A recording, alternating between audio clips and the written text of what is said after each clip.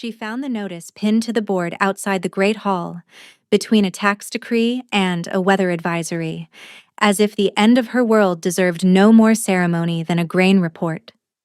The wax seal was still warm. Someone had posted it less than an hour ago, and the ink glistened under the corridor torchlight like something alive. Alain Voss read it once, then again, then a third time, because her mind kept rejecting the words even as her eyes traced every one. His Royal Majesty Soren Valdric, Alpha King of Ashenmere, and Lady Lysara Ashworth of the Eastern Reach are hereby joined in formal betrothal. The bonding ceremony shall take place on the first night of the frost moon. Her hand moved to her stomach before she could stop it.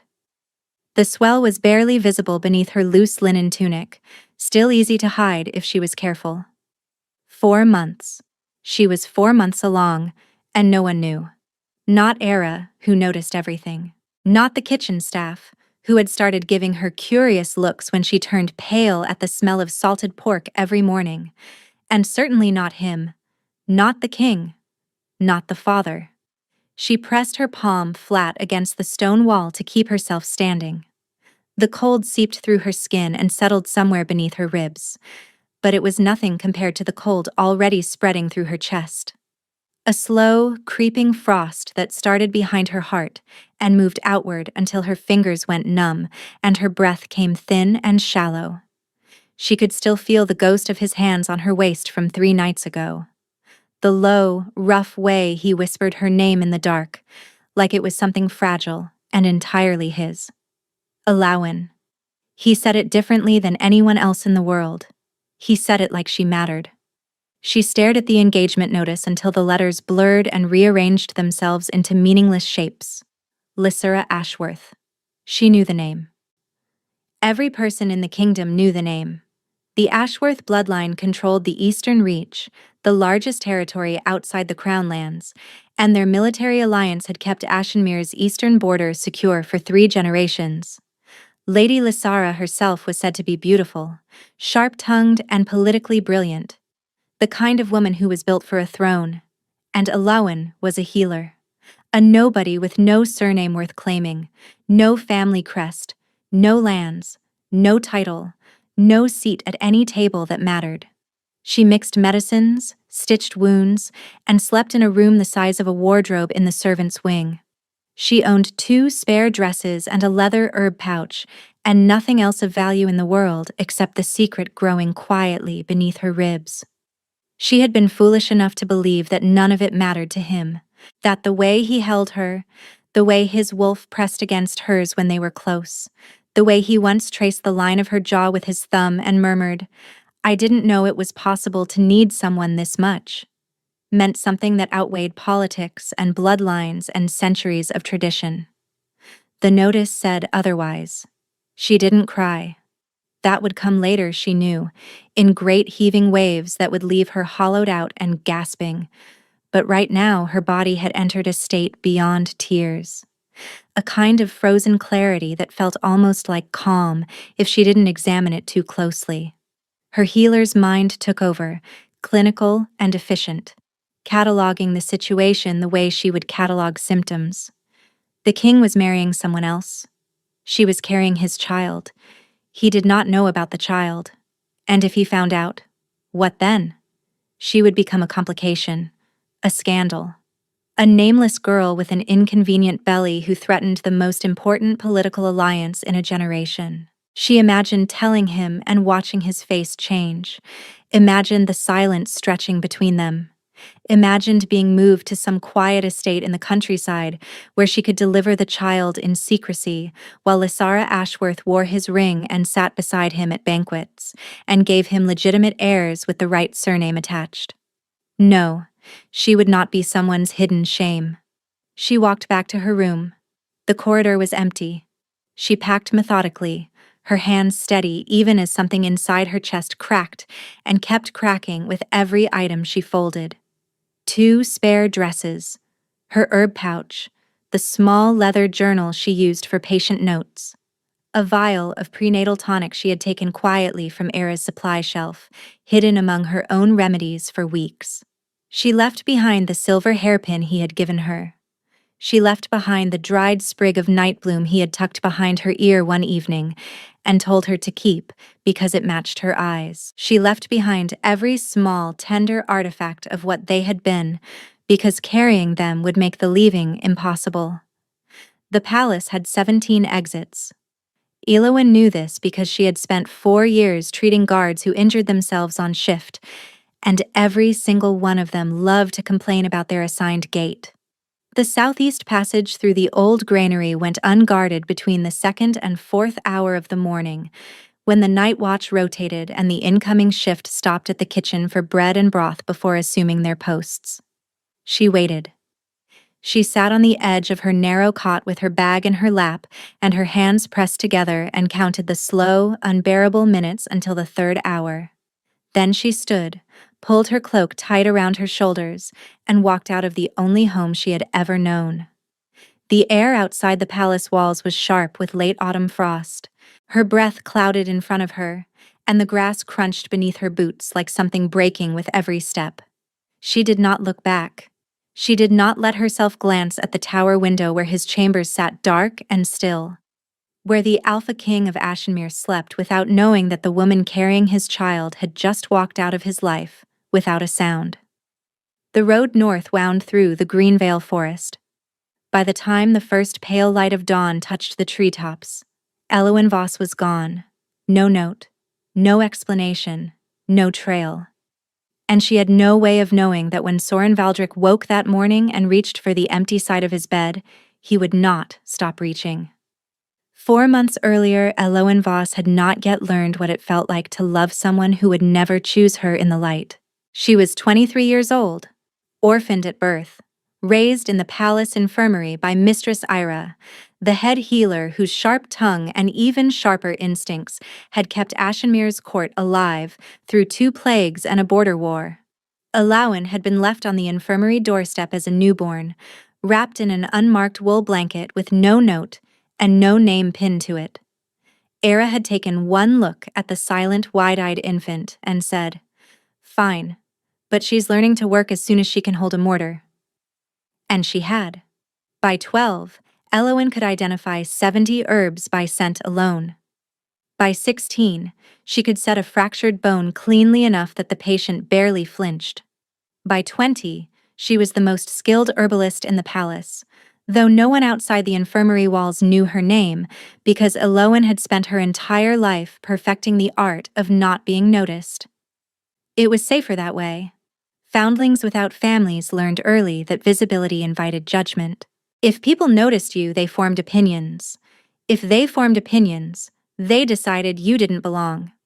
So Eowyn kept her head down, did her work with quiet precision, and made herself small enough to survive in a world that had never made room for her. The king changed everything. She met him on a night in late spring, when the palace was quiet and the infirmary was empty except for her. She had been grinding valerian root at the workbench, her sleeves rolled to her elbows, humming something tuneless and cheerfully off-key, when the door opened and a man walked in bleeding from a gash across his forearm. She hadn't recognized him. Not immediately. He was wearing a plain linen shirt with no insignia, his dark hair disheveled, his jaw clenched against pain he was clearly too stubborn to admit. She assumed he was a soldier from the night patrol who had caught himself on something sharp and was too proud to seek proper treatment during daylight hours. "Sit down," she had said without looking up. "And stop clenching your fists like that. You're making it bleed faster." He had stared at her. She had felt his gaze but hadn't thought much of it, because soldiers always stared when a woman gave them orders they weren't expecting. "How did you cut yourself?" she had asked, pulling clean gauze and a tincture bottle from the shelf. "Sparring," he had said. His voice was low, unhurried, the kind of voice that never needed to raise itself because the world leaned in to listen anyway. Sparring, at this hour. She had finally looked up. And then she had frozen, because the man sitting on her treatment table with blood dripping down his wrist was not a member of the night patrol. He was Soren Valdrick, the Alpha King of Ashenmere. the most feared wolf in the realm, sitting in her infirmary in a blood-stained shirt at midnight with an expression that dared her to make a fuss about it. She had not made a fuss. She was far too terrified to make a fuss. Her hands trembled as she cleaned the wound, but she cleaned it properly. And when she applied the healing salve, she did it with the same firm, steady touch she used on every patient regardless of who they were. "You're not afraid of me," he had observed. "I am extremely afraid of you," she had replied honestly. "But the wound doesn't care who you are, and neither does the infection you'll get if I don't clean it." Something had shifted in his expression then. A crack in the granite, so brief she might have imagined it. And when she had finished bandaging his arm, he hadn't left. He had stayed, sitting in the warm lamplight while she cleaned her instruments, and asked her name. "Elowyn," she had said. "Elowyn," he had repeated, and the sound of her own name in his mouth had done something dangerous and irreversible to her heart. He came back the next night, and the night after. Not injured, not ill, just present. He sat in her infirmary and read his reports while she worked, and then he started asking questions about the herbs, about her patients, about the small, unremarkable details of her life that no one had ever found worth knowing. She told him about the time she accidentally brewed a cough remedy so potent it made a stable hand sneeze without stopping for 3 days straight. He had laughed, a short, startled sound, like he had forgotten that laughing was something his body could do. She told him about growing up in the infirmary, about Heir's relentless training, about the years of making herself invisible because it was the only way she knew to survive. He had gone very still at that, his jaw tightening in a way that told her his anger wasn't directed at her. It was directed at every person who had ever made her feel she needed to disappear. The first time he kissed her, it was 3 weeks after that first night. She had been reaching past him for a jar on a high shelf, stretching on her toes with her arm extended, and he had caught her wrist gently and pulled her down and kissed her, like he had been holding his breath for days, and she was the only air left in the room. "This is a terrible idea," she had whispered against his mouth. "Yes," he had agreed and kissed her again. It became their secret. Nights in the infirmary after the palace went dark.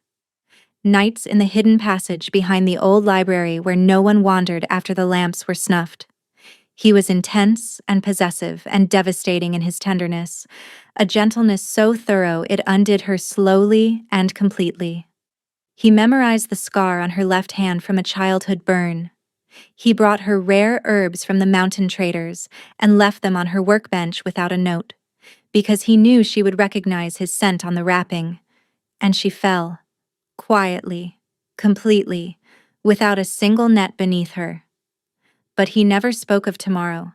He never mentioned her name at court. He never acknowledged what they were in any room that contained another living soul. And Elowyn, who had spent her entire life accepting crumbs and calling them enough, did not ask him for more. She should have.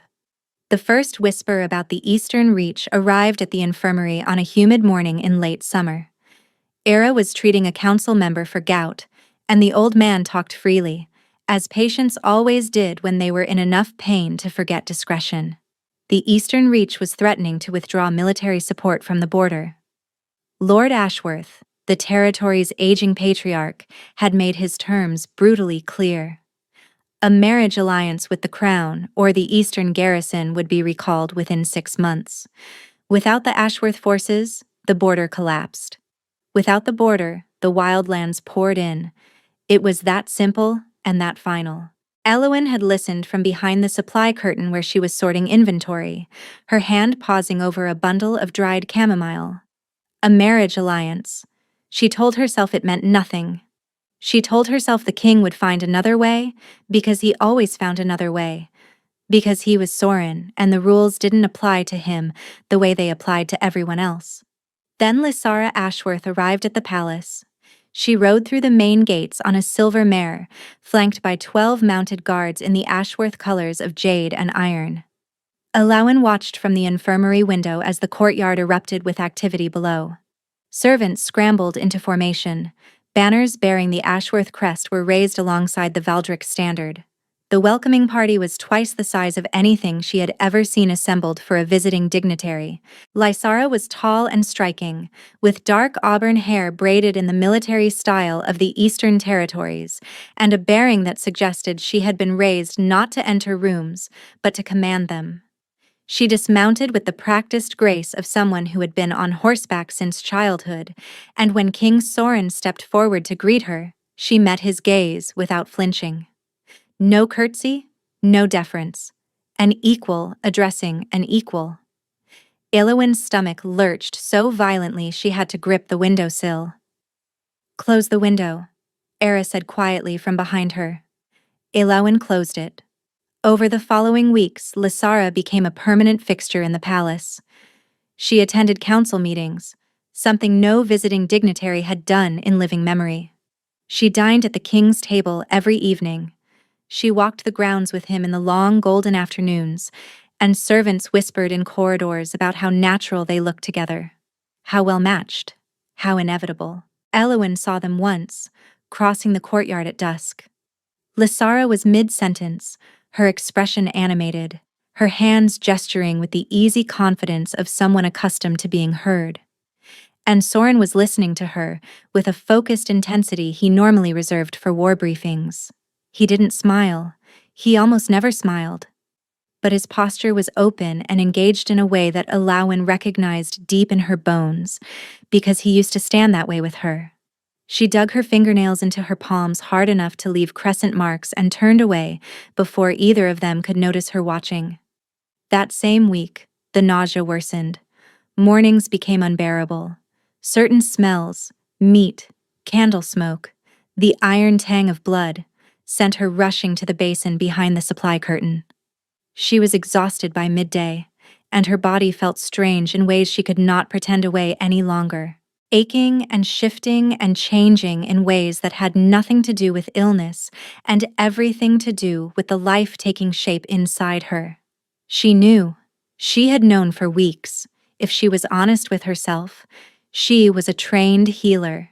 She understood what these signs meant, but knowing and confirming were very different things, and confirming meant the situation became real in a way she could never undo. She brewed the test herself. Alone, well past midnight, with the infirmary doors locked and the curtains drawn. The old method Era had taught her years ago. 3 drops of her blood added to a mixture of moonwort extract and crushed iron filings, then wait for the color to change. If the solution stayed clear, there was nothing. If it turned blue, it turned blue. Elowin sat on the floor of the infirmary storeroom with her back pressed against the shelves and her arms wrapped tight around her knees, and tried to remember how breathing was supposed to work. A child, his child, growing inside her while his future wife walked the palace halls and the court prepared a wedding that would seal the fate of the entire kingdom. She considered telling him. She rehearsed the words in her head for days, standing in front of the small cracked mirror in her room at night, watching her own lips move. "Your Majesty, I need to speak with you privately." Too formal. He would know immediately that something was wrong. "Sorin, there is something you need to know." Better. But then what? She imagined his face, the way his expression would close like a door slamming shut, the way the warmth would drain from his eyes as the political reality crashed over him. An illegitimate child with a nameless palace healer, discovered weeks before his strategic marriage to the most powerful family in the Eastern Territories. She would become a problem to be managed, and the child would become a secret to be buried. The decision not to tell him crystallized on a Thursday evening when she overheard him speaking with Hadrian in the corridor outside the infirmary. She had not meant to listen. The door was ajar, their voices low but clear enough to carry in the stillness. "The bonding ceremony will take place on the first night of the frost moon," Sorin had said. His voice was flat and perfectly controlled, like a man reading terms of surrender. "See that the preparations are handled discreetly. I want no spectacle." "And what about—" Hadrian had paused, choosing his words with visible care. "Personal matters, Your Majesty." A silence that lasted long enough for Elowin's heart to beat 5 times. Then, "There are no personal matters. There is only the kingdom. There are no personal matters." Elowin had pressed her hand against her mouth so hard her teeth cut into her lip. She had stood motionless in the darkened infirmary until their footsteps faded down the corridor, until she was absolutely certain she was alone, until the pain in her chest had dulled from a scream into something she could breathe around without making a sound. That night, she found the engagement notice on the board outside the great hall. And the stillness descended, cold and final. And she packed her bag and counted the hours and walked out through the unguarded granary passage and did not look back. Because she would not raise her child in the shadow of a man who called what they had a personal matter to be discarded, and she would not teach her child that love meant waiting in the dark for someone who would never step into the light beside you. The morning she disappeared, Soren Valdrick woke reaching for warmth that was no longer there. His hand found cold sheets. Not the kind of cool that meant she had risen early for her rounds at the infirmary, something she did often enough that he had grown accustomed to waking alone. This was a different kind of cold, the kind that settled into fabric when no one had touched it for hours. He opened his eyes. The room was still dark, dawn barely touching the edges of the curtains. Her boots were gone from their usual spot beside the door. The small cloth pouch she kept her hairpins in was missing from the table, and the faint, sweet scent of wildflower and crushed sage that followed her everywhere, that had seeped into his sheets and his clothes, and somewhere beneath his own skin over the past 4 months, was already thinning in the air like smoke dissolving. Elowin? Silence. He checked the infirmary first. Empty. Her workbench had been cleaned and arranged with deliberate care, the mortar and pestle washed and set neatly on the shelf, as though she had tidied the space for someone else to inherit. Her herb pouch was gone. Her leather journal was gone. He checked her room. The door was unlocked. The bed was stripped to the bare mattress.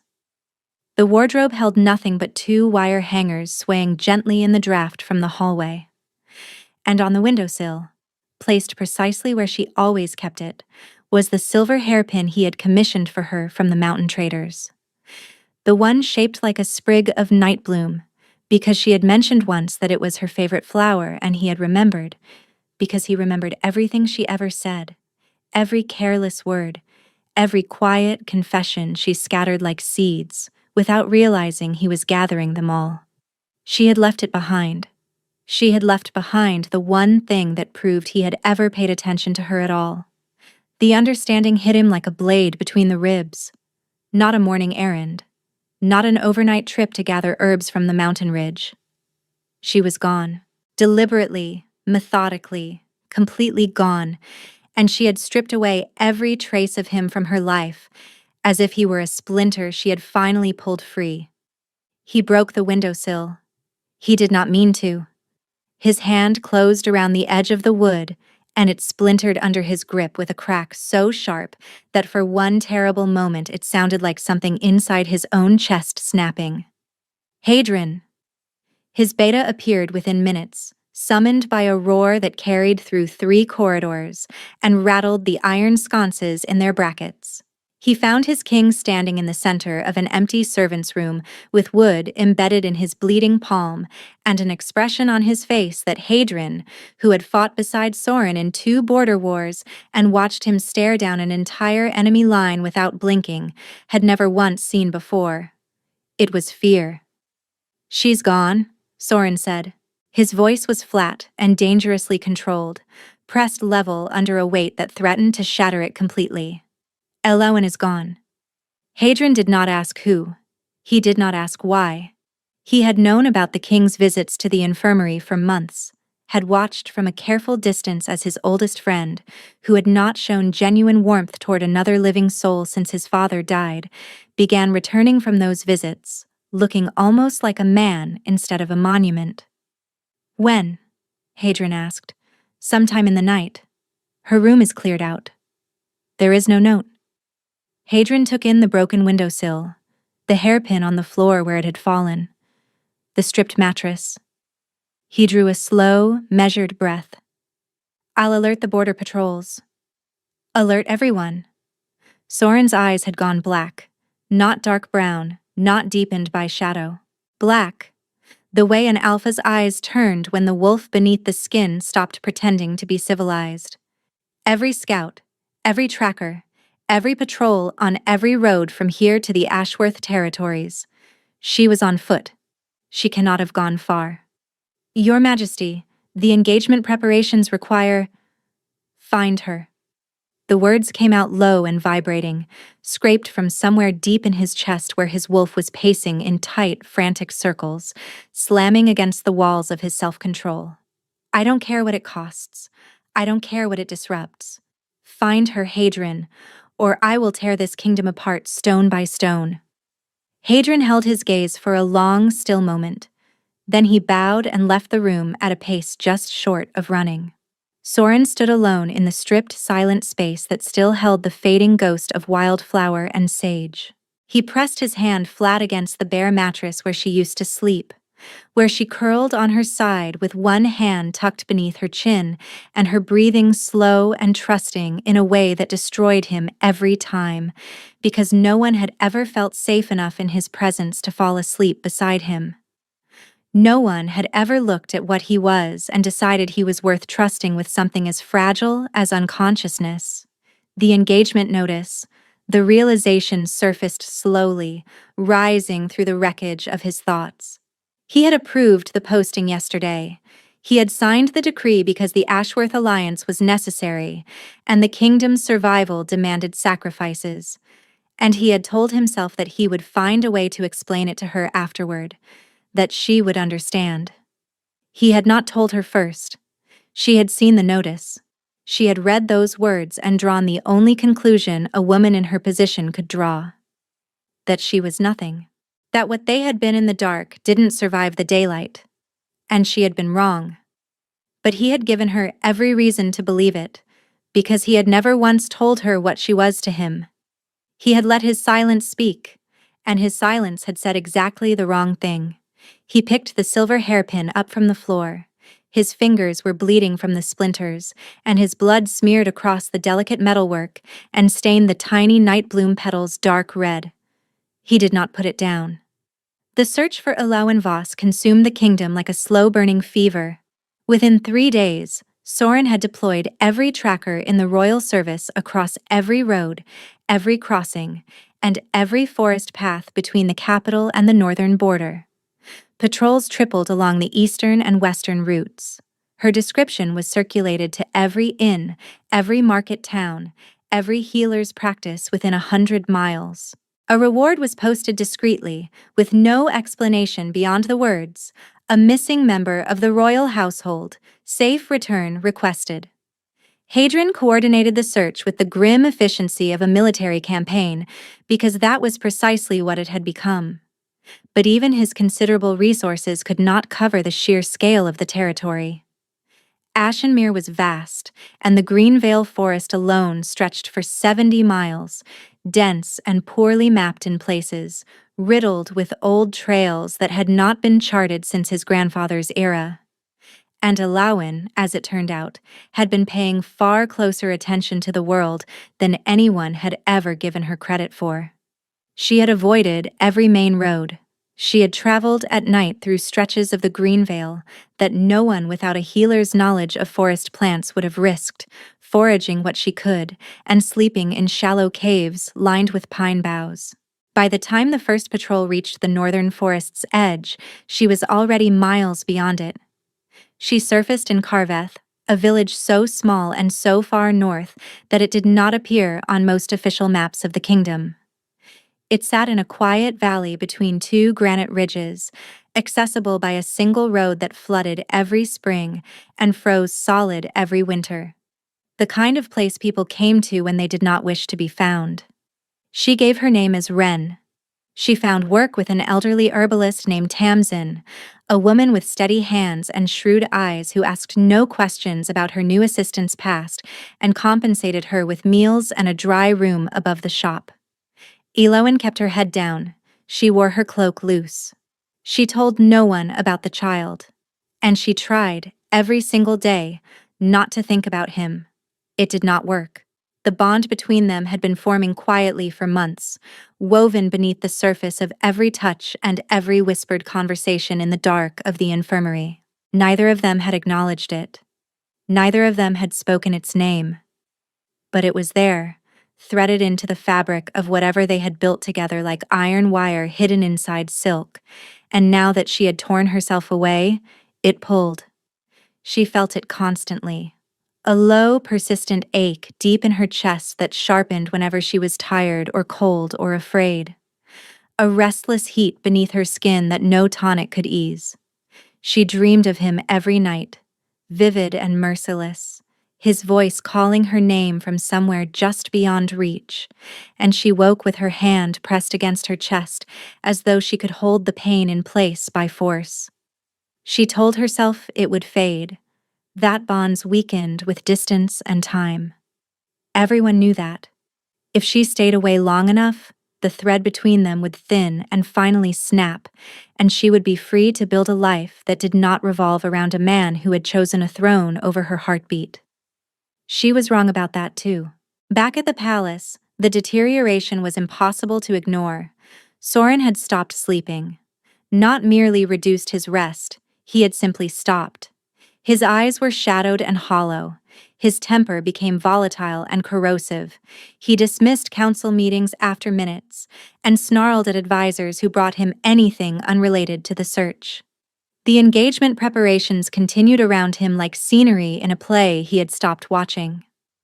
Lysara Ashworth remained at the palace, composed and unflinching, conducting herself with quiet dignity. In private, speaking to Hadrian with a candor that startled him, she said, "He is searching for someone. I am not fool enough to pretend it is me." Hadrian neither confirmed nor denied it. Weeks passed. The scouts returned one by one, empty-handed. No sighting, no trail, no whisper of a young herbalist matching her description within 150 miles. Alawan Voss had vanished as completely as though the earth had swallowed her whole. And Soren was becoming something that frightened even Hadrian. The wolf was closer to the surface now than it had been in years. His movements were sharper, his silences heavier. His presence in a room pressing down on everyone in it with a weight that made seasoned warriors drop their eyes. He was not grieving. Grief was passive. What Soren was doing was hunting, and the longer the hunt went unanswered, the more dangerous the hunter became. Then, on a freezing night 6 weeks after her disappearance, Elowen felt the baby move for the first time. She was lying in her narrow bed above Tamsin's shop, one hand resting on the curve of her belly, which had grown visible enough now that she had needed to let out the seams of her only remaining dress. The flutter came without warning, a tiny, impossible stirring deep inside her, like a bird testing its wings beneath her skin, and her breath caught, and her eyes filled, and her palm pressed down gently as if to answer. "I feel you. I am here." And then the bond surged. It ripped through her chest like a wire pulled taut and released all at once, a wave of heat and longing and desperate, clawing anguish that did not belong to her. It was his. Soren's grief and rage and aching, bottomless need, transmitted across 200 miles of forest and stone and silence, amplified by the child they had made together, the child whose small, flickering heartbeat had just announced itself to both of them simultaneously. Elowen pressed her face into the pillow and bit down on the fabric to muffle the sound that tore out of her. Because she knew, with a certainty that went deeper than medicine or logic or anything she had ever been taught, that 200 miles away, the Alpha King of Ashenmere had just felt his child move for the first time. And whatever fragile wall she had built between her old life and her new one had just cracked straight down the center. Era found the evidence 3 days later. She had been reorganizing the infirmary supply shelves, a task she undertook every autumn with the ruthless precision of a woman who considered disorder in a medicine cabinet to be a personal, moral failing. She was cataloging the tincture inventory when she noticed it. A gap on the shelf where the prenatal compounds were stored. One vial of iron root strengthening tonic was missing from its labeled position. And beside the gap, barely visible against the dark wood of the shelf, was a faint blue residue. Moonwort and crushed iron filings. The old testing compound. Era stood very still for a long time, staring at that blue stain with the expression of a woman rearranging every assumption she had held for the past 6 weeks. Then she sat down heavily on the workbench stool and pressed her fingers against her temples and closed her eyes for a very long moment. She went to the king within the hour. She found him in his study, a room that had transformed into a war room. Maps covered every surface. Routes were traced in red ink. Scout reports lay in disordered piles. The entire space was the physical manifestation of obsession. Soren looked up when she entered. He had not slept in what appeared to be several days. His eyes were bloodshot, his jaw dark with stubble, his shirt unchanged for days. "I need to speak with you," Era said. She closed the door. "About Elowin." His expression sharpened instantly, like a blade brought to a whetstone. "You found her?" "No." Era sat down across from him without being invited, in the manner of a woman who had known him since he was an infant running fevers and screaming about taking his medicine. "But I have found something that changes what you should be looking for." She placed the empty tonic vial on the desk between them. The faint blue stain was still visible on the glass. "This was missing from my prenatal supply shelf, the stock I keep specifically for women in early pregnancy, and beside the empty space I found residue of a moonwort and iron testing compound." She paused, giving the words room to land. "She brewed a pregnancy test, Your Majesty, and she took the prenatal tonic with her when she left." The silence that followed had physical weight.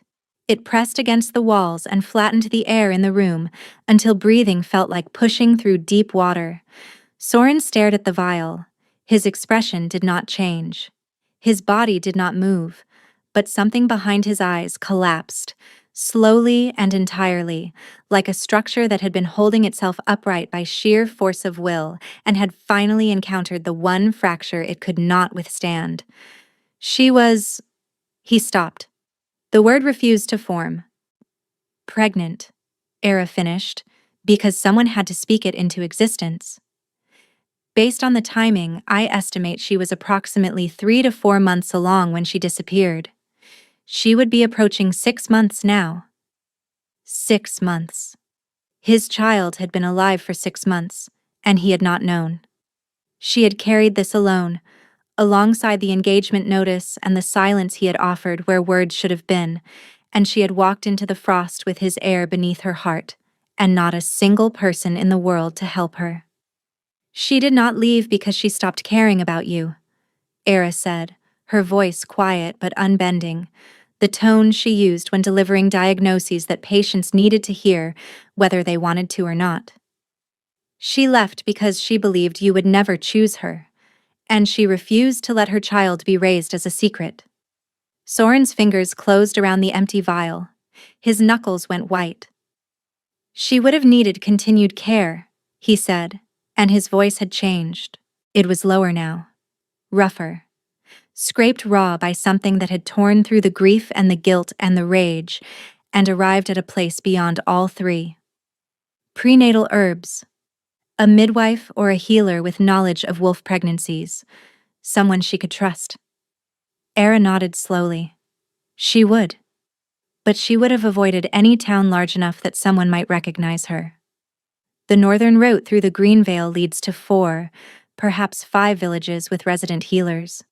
If she kept to the forest paths, the most likely destination would be a valley settlement beyond the northern ridge. Carveth, Dunmore, possibly Ellenwick. Soren rose from his chair.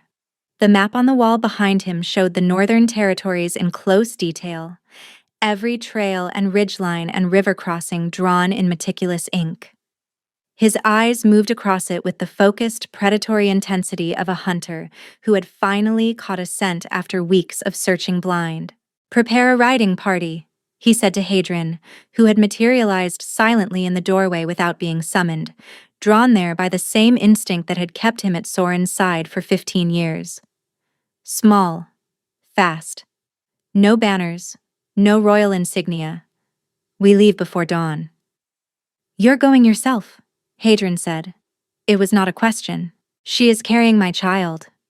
Sorin's voice broke on the final word, the first visible crack in his composure since the morning he had woken to an empty bed and a cold room and a silver hairpin abandoned on a windowsill like a farewell. She left because I failed her. I will not send a stranger to repair what I destroyed. He turned to Heir. The bond, the pregnancy, the distance between us. How much danger is she in? Tell me the truth, and do not soften it. Heir met his gaze without flinching. The bond between a mated pair is designed to sustain both partners. When one half is removed, the other weakens. When you add a pregnancy to that equation, a child carrying both bloodlines, actively amplifying the connection while its parents are separated. She paused, and for the first time her composure flickered. She is strong, Your Majesty, stronger than you know. But strength has limits. And so does time. Sorin looked at the map. Then he looked at the silver hairpin he still carried in his coat pocket, blood-stained and bent at the stem where his grip had warped the metal. Then, we ride tonight. Sorin found her on the 5th day. The riding party had split into 3 groups at the northern ridge, each taking a different valley route toward the scattered settlements Heir had identified. Sorin took the western path toward Carveth with Hadrian and 2 scouts, following a thread of information from a trader who remembered selling dried ginger root to a young woman with dark hair and a healer's knowledge at the Carveth market 3 weeks earlier. The village was small enough to walk across in 10 minutes. He did not need to search it. He felt her the moment he passed the boundary stones. The bond, which had been a constant, excruciating pull behind his ribs for weeks, suddenly blazed white-hot, sharp and certain and overwhelming, like a compass needle slamming north after spinning aimlessly for months. He dismounted before his horse had fully stopped and walked toward the small herbalist shop on the village's only paved road, as though something had hooked into his chest and was reeling him forward hand over hand. She was standing behind the counter with her back to the door, wrapping bundles of dried thyme with twine. Her hair was longer, pulled into a loose braid that hung between her shoulder blades. Her posture was different, straighter, harder. She carried herself with a quiet, fierce composure that belonged to someone who had learned to stand alone and refused to apologize for it. And she was unmistakably, visibly pregnant. The swell of her belly pressed against the fabric of a simple wool dress, round and full and real in a way that knocked the air from his lungs more completely than any blow he had ever taken in combat. His child. That was his child, alive and growing and sheltered inside the body of the woman he had driven away through silence and cowardice, and the catastrophic arrogance of believing he could keep her without ever telling her she was kept. Elowen. She went rigid, her hands stilled on the twine. She did not turn around for a very long time, long enough for him to see the tension climb her spine one vertebra at a time, long enough for the silence between them to harden into something sharp enough to cut. When she finally turned, her face was calm. Perfectly, terrifyingly calm, the way a frozen lake looks calm, while the water beneath it churns. "You should not be here," she said. "You should not have had to leave." And yet I did. Her eyes dropped to his riding clothes, his dust-covered boots, the evidence of days of hard travel. Then they moved to Hadrian, standing in the doorway behind him. "You brought soldiers to a village of 40 people. I brought 2 scouts and the only man I trust. To do what exactly? Drag me back to the palace so I can watch your wedding from the servants' corridor?" The words landed like thrown stones, each one precise and deliberate, and aimed at the softest places she knew he had. She had always known where he was soft. He had shown her every unguarded place he possessed, and now those same vulnerabilities were being used as entry points for her anger, and he could not even blame her for it because he had earned every single syllable. "There is no wedding," he said. She stared at him. Her calm flickered, just barely, a hairline fracture running through the ice. "The engagement notice was posted before I could speak to you. I signed the decree because the council required it, and the alliance demanded it, and I was a fool who believed I had more time than I did." He took a step closer. She took a step back. The counter stood between them like a barricade. "I have not slept since you left. I have not eaten a full meal. I have not drawn a breath that did not feel like inhaling broken glass. And I have spent every waking moment since you left tearing my kingdom apart looking for you. So when I tell you there is no wedding, Elowen, I need you to hear me." She heard him. He could see it in the way her jaw tightened and her eyes brightened with something she was fighting desperately to contain. But she did not move toward him. She placed one hand on the curve of her belly and lifted her chin. "You are engaged to Lysara Ashworth. The notice bears your seal. The kingdom expects a bonding ceremony on the frost moon. And I am a nameless healer carrying a king's child, a king who never once mentioned my existence to another living soul." Her voice did not waver. "Go home, Soren. Marry your alliance. Your child will be fine without your name attached to it." She turned her back on him and resumed wrapping the time, as if the Alpha King of Ashenmere were not standing in a village herbalist shop with his chest torn open and every wound visible. He did not leave. He stayed in Carveth. Hadrian secured a room at the village's only lodging house, a narrow building that doubled as a tavern and smelled permanently of wood smoke and boiled turnips. The two scouts were sent back to the palace with instructions to halt the search and deliver a sealed letter to the council. Soren did not tell Hadrian what the letter contained. Alawen refused to speak to him for 3 days. She went about her work as though he did not exist. She opened the shop each morning at dawn, treated villagers who came for remedies, helped Tamsin prepare tinctures and poultices, and closed the shutters each evening without once glancing at the tall, dark-haired man who sat on the bench across the road with the patient, unmoving intensity of a wolf who had found what he was tracking and would not be moved by weather or time or the stubborn fury of the woman he had come for. The village noticed. Of course it did. 40 people could not fail to notice a stranger of his size and bearing sitting vigil outside the herbalist shop day after day. Tamsin, who had survived 7 decades by minding her own business, broke her own rule on the 3rd evening. "The man across the road," she said to Elowen as they were closing up, "he is the father." It was not a question. Elowen's hands tightened on the shutter latch. "It doesn't matter who he is. It matters to the child," Tamsin said mildly, "and it matters to your body. You look worse every day, girl. The circles under your eyes are darker than his, and that is saying something considering he appears to have not slept since last season." She was right, and Elowen knew it. The pregnancy was becoming harder. Not in the ordinary ways she had prepared for, not the aches and fatigue and shifting balance. Harder in a way that hummed beneath the surface, a deep, resonant wrongness that she felt in her bones. The baby was restless, constantly shifting, constantly pressing, as though it could feel its father's proximity and was straining toward him.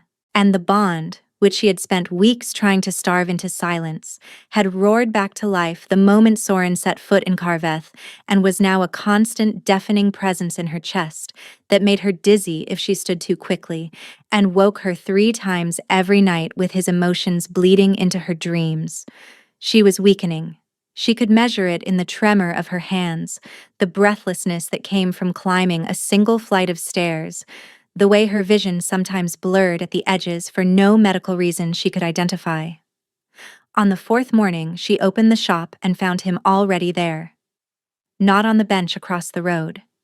Standing at her door holding a clay pot of soup that smelled like ginger and chicken broth. "Tamsin told me you haven't been eating," he said. "Tamsin should mind her own business. She also told me the pregnancy is struggling, that the baby's heartbeat is irregular and your blood pressure drops every afternoon. Eloin's composure broke. She had no right to tell you that. She had every right. She is your healer, and she is frightened for you. His voice was low and raw and stripped of every defense she had ever seen him wear. I am frightened for you. Please, Eloin, whatever you decide about me, about us, I will accept it. But let me stay close enough to keep you both alive. The bond is not a choice. The child is drawing from both of us, and the distance is starving it. You know this. You are a healer. You know exactly what is happening. She did know. She had known for weeks, had tracked her own declining vitals with the same clinical precision she applied to every patient, and had watched the numbers move in directions that terrified her. The baby needed both parents in proximity. The bond demanded it. And her stubborn, wounded pride was putting her child at risk. She took the soup. She did not invite him inside, but she sat on the step outside the shop, and he sat beside her, close enough that their shoulders nearly touched, and the bond between them hummed and settled into something quieter and steadier, like a frantic heartbeat slowly finding its rhythm. Neither of them spoke. They didn't need to. The warmth between them, even damaged, even fractured by silence and fear and weeks of separation, was doing what words could not. The baby stilled. Her hands stopped trembling. And for the first time since she had left the palace, the dizziness receded, and she could breathe without feeling like she was drowning. She hated how much she needed him. She hated that her body knew things her heart refused to accept. But when he came back the next morning with more soup, she opened the door. The riders arrived in Carveth on a gray morning 5 days after Sorin, and they were not friendly. There were 6 of them, wearing no identifying colors, carrying weapons that were too fine for bandits and too discreet for a formal delegation. They rode into the village without announcement and spread out along the main road with the methodical precision of men who had done this kind of work before. Hadrian spotted them first. He was at Sorin's side within seconds, his voice low and urgent. Ashworth men. I recognize the lead rider. He commands Lord Ashworth's personal guard. Sorin's expression didn't change, but something beneath it went very still. Very cold. They followed us. They followed the scouts, most likely. We sent them back with a visible trail. If Ashworth has people watching the northern roads, they would have intercepted the route easily. What do they want? Hadrian hesitated. That alone told Sorin everything he needed to know, because Hadrian did not hesitate. If Lord Ashworth has learned about the pregnancy, Hadrian said carefully, then he knows an illegitimate heir threatens the value of the marriage alliance. A child with Valdric blood, born outside the engagement, gives the crown an alternative succession path. The engagement becomes optional. The Ashworth family's leverage disappears. They've come to threaten her. They've come to assess the situation. What they do next depends on what they find. Sorin looked across the road at the herbalist shop where Eloin was working.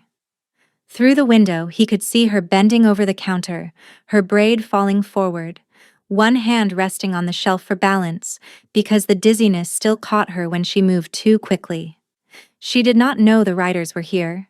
She did not know that the political machinery she had fled from had followed her to this tiny village at the edge of the world and was now standing in the street with swords on their hips. Stay with her, Sorin told Hadrian. Inside the shop. Do not leave her side. And you? I am going to have a conversation. He met the lead rider in the center of the road. The man was weathered and professional, a career soldier with careful eyes and a posture that suggested he had been given instructions he intended to follow precisely. Your Majesty. He inclined his head with the minimum courtesy required. Lord Ashworth sends his regards and requests clarification regarding certain rumors that have reached the Eastern Reach. Rumors. Regarding a woman and a child. Sorin studied the man for a long, silent moment. Behind him, he heard Hadrian enter the herbalist shop. He heard Eloin's voice, confused, asking what was happening. He heard Hadrian's low reply, and then silence. Tell Lord Ashworth, Sorin said, and his voice was quiet in the way that made experienced soldiers take a half step back without meaning to. That the woman's name is Elowen, that the child she carries is mine, and that any person who threatens either of them, directly or by implication, will answer to me personally in a manner that will make Lord Ashworth regret the day he decided that my family was a political chess piece. The lead writer's composure held, but barely.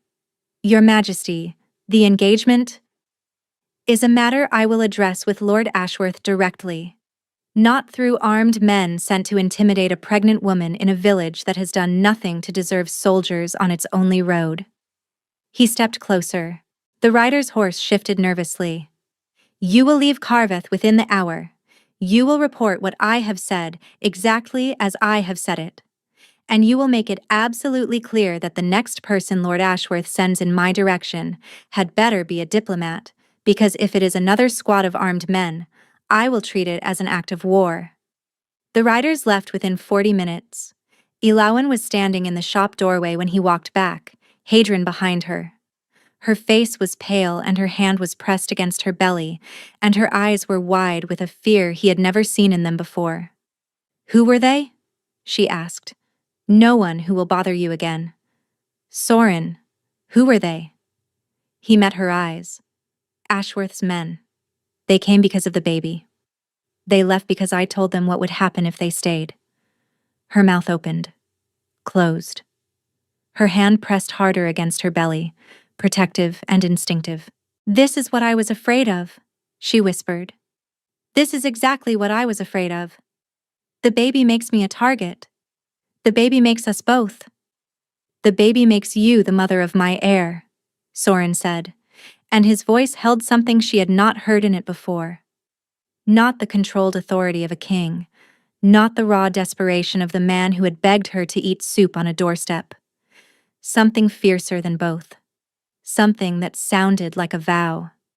And I will burn the Ashworth alliance, the eastern border, and every political arrangement I have ever made before I let anyone touch you or our child. She stared at him, and for the first time since he had arrived in Carveth, the ice behind her eyes cracked all the way through. That night, she led him inside. Not into the shop. Into the small room above it where she had been living since she arrived in Carveth, with its narrow bed and its single window and the shelf lined with the prenatal tonics she brewed each morning. The room smelled like dried herbs and candle wax and her, and when Sorin stepped through the door, his wolf went quiet for the first time in weeks. Not calm, not peaceful. Just quiet, the way a creature goes still when it has finally found the place it belongs. She sat on the edge of the bed. He sat on the floor with his back against the wall and his knees drawn up, maintaining the distance she needed while staying close enough that the bond could do its work. The baby settled almost immediately, the restless shifting easing into something gentler as both parents' proximity anchored the connection. For a long time, neither of them spoke. Then Elowen said, without looking at him, I heard you that night. In the corridor outside the infirmary, you told Hadrian there were no personal matters, only the kingdom. Sorin closed his eyes. I know, he said. I know you heard that. And I know what it sounded like. It sounded like I was nothing to you. Yes, it did. He opened his eyes. But you left before I finished. The next thing I said to Hadrian after you walked away was that I needed to find a way out of the engagement. That I could not stand beside Lysara Ashworth and speak bonding vows when every part of me, every cell, every breath, every thought I'd had for 4 months, belonged to a woman who smelled like sage and laughed at her own jokes, and had never once in her life asked anyone for more than she thought she deserved. The silence that followed was fragile, like glass held in shaking hands. You were going to break the engagement, she whispered. I was trying to find a way. The alliance, the border, the political consequences. I was trying to solve all of it so that when I came to you, I could come with clean hands and tell you that I had chosen you without conditions, without risk, without asking you to sacrifice anything. His jaw tightened. I wanted to be worthy of you before I asked you to stay. And by the time I realized that what you actually needed was not perfection but honesty, you were already gone. Eowyn pressed her fingers against her eyes. Her shoulders shook once, then stilled. My parents left me on the infirmary steps when I was less than a day old, she said. Her voice was barely audible. No note, no name, not even a blanket with a family thread woven in. Just an unmarked wool blanket and a baby who was not worth keeping. He did not speak. He did not move. He listened the way he had always listened to her, with his entire body, as though her words were the most important thing happening in the world. I spent my whole life believing that if I was quiet enough and small enough and useful enough, someone might decide I was worth keeping. Her voice cracked, and then you happened. And you made me feel, for the first time in my life, like I was not just enough, but extraordinary. Like I was the only person in a room that you could see. She looked at him. Her eyes were wet, but her gaze was steady. And then I read that notice. And every single thing I had ever believed about being disposable came crashing back. Because of course you would choose someone else. That is what people do. They leave. They look at me and decide I am not quite worth the trouble. Eowyn. I didn't leave because I was angry, she said. I left because I believed you. Not the notice. Not the politics. I believed the story I had been telling myself for 23 years, that I would always be the one people walked away from. And I could survive that for myself. I have been surviving it my whole life, but I could not survive it for my child. I could not watch my baby learn that same lesson. Soren was on his feet before he fully realized he had moved. He crossed the room and knelt in front of her and took her hands, which were trembling, and held them between his own, which were also trembling, and looked up at her with an expression that contained nothing strategic and nothing controlled, and nothing that resembled the armored, untouchable king she had first met in the infirmary on a spring night that felt like 100 years ago. My father loved my mother more than he loved the kingdom, he said. And the kingdom suffered for it. Alliances frayed. The council lost faith. And when she died, he collapsed so completely that the crown nearly fell with him. His voice was rough. I was 17.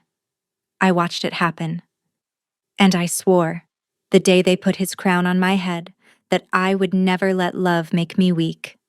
He pressed his forehead against her joined hands.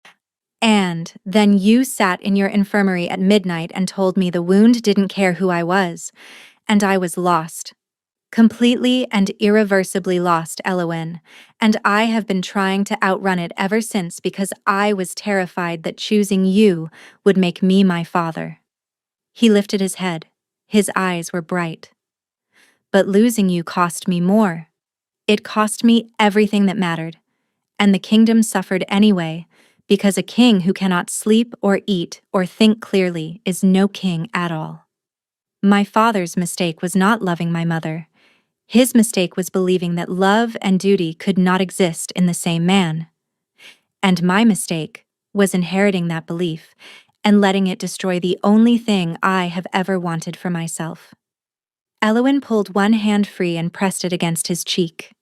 His eyes closed at the contact, and the sound he made was so quiet and so broken that it undid every remaining wall she had. I should have told you, he whispered. Every day, every night, I should have told you what you are to me, not in the dark, not in secret, in front of every person in that palace, in front of the council and the court and the entire kingdom. You are not a personal matter to be managed.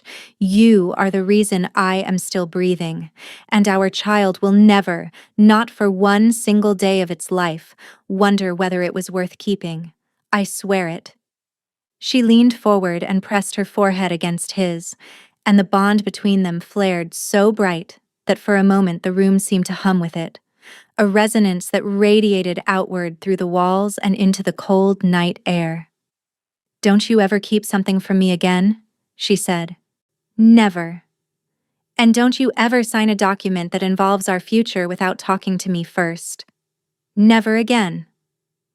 And if you ever call what we have a personal matter in that flat, diplomatic voice, I will put something extremely unpleasant in your evening tea." He laughed.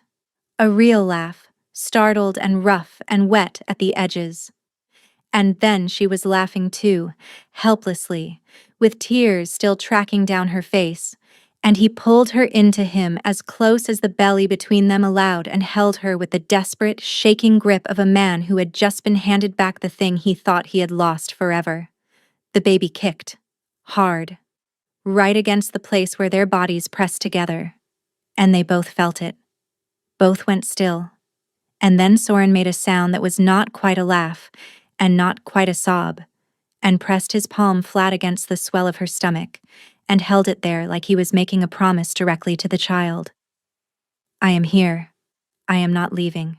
Neither of us is leaving ever again." The letter from Lysara Ashworth arrived in Carveth 4 days later, carried by a single rider bearing the jade and iron colors of the Eastern Reach.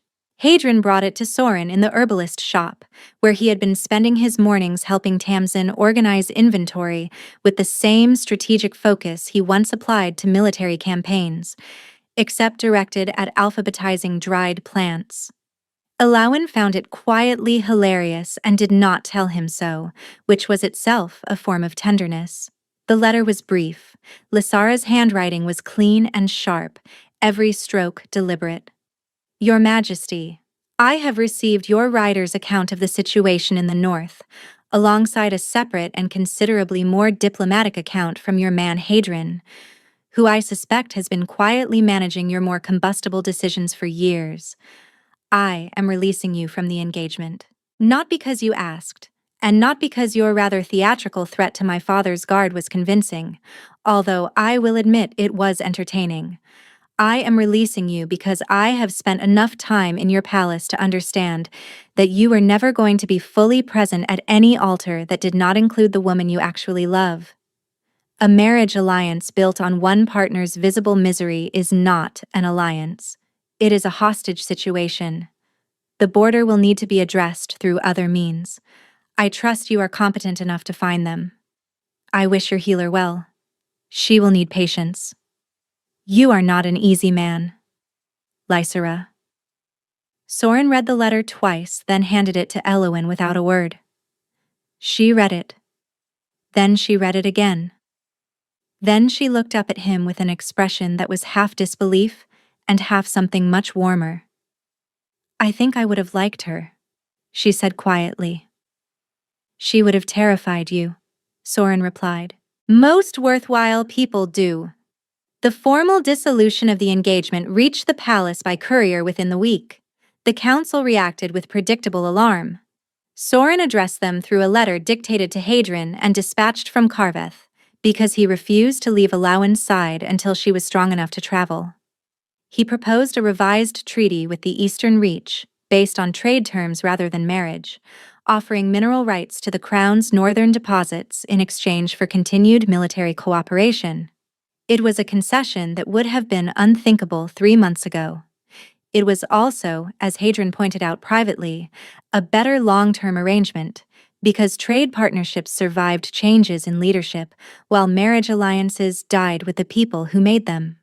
Elowin listened to all of it from the chair by the shop window, where Soren had insisted she rest every afternoon. She listened to him negotiate the future of a kingdom from a village herbalist shop, and she thought that the man who had terrified her that first night in the infirmary was the same man who brought her soup on a doorstep, and once, when he thought no one was watching, pressed his ear against her belly and whispered something to the baby that made his whole body go still with a tenderness so raw it hurt to witness.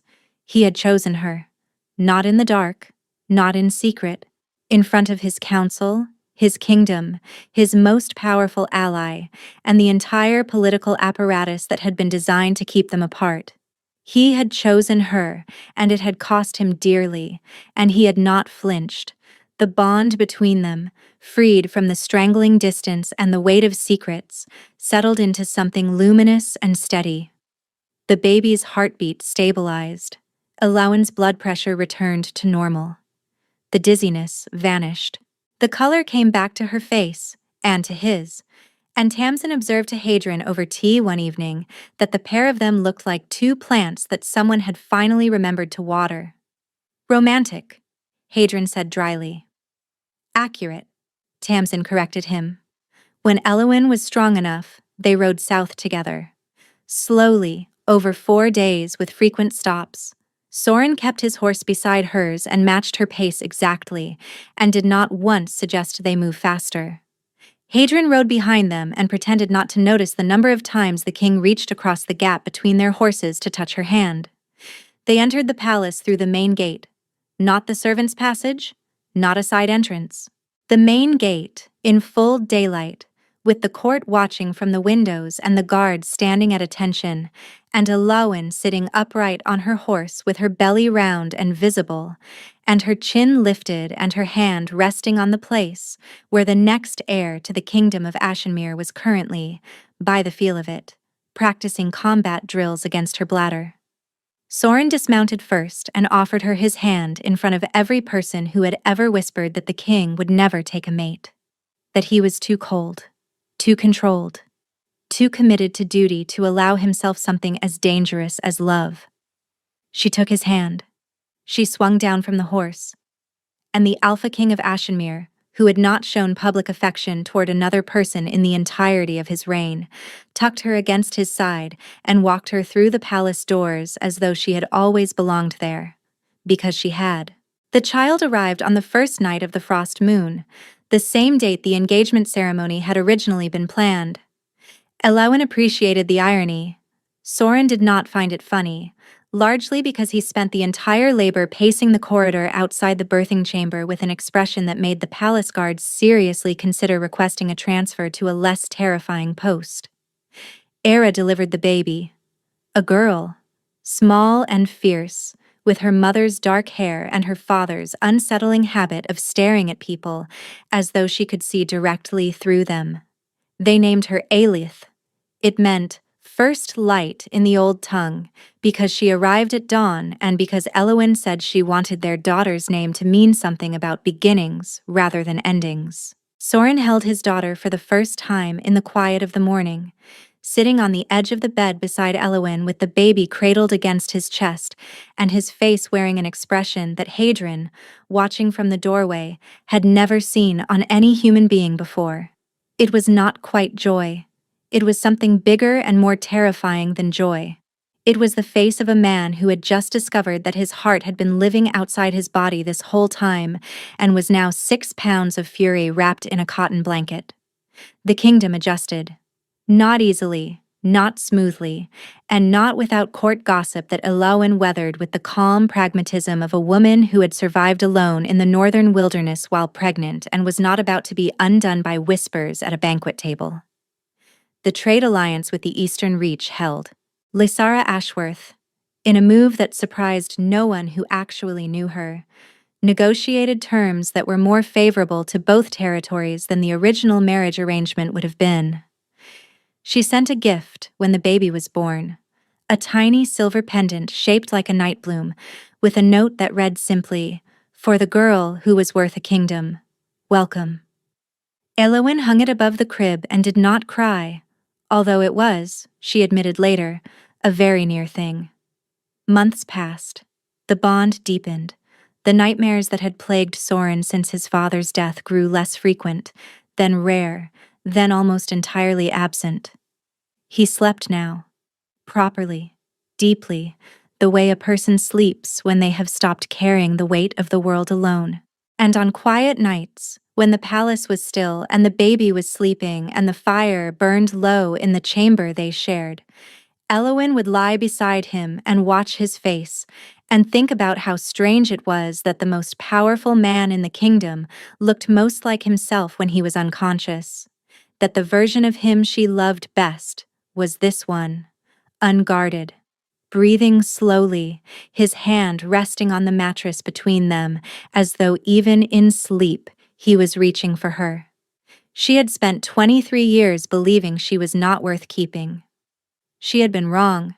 She closed her eyes, and for the first time since a girl with no name was left on an infirmary doorstep in the dark, she slept without fear, beside a man who had chosen her in the light, in a home that was finally, unquestionably, hers.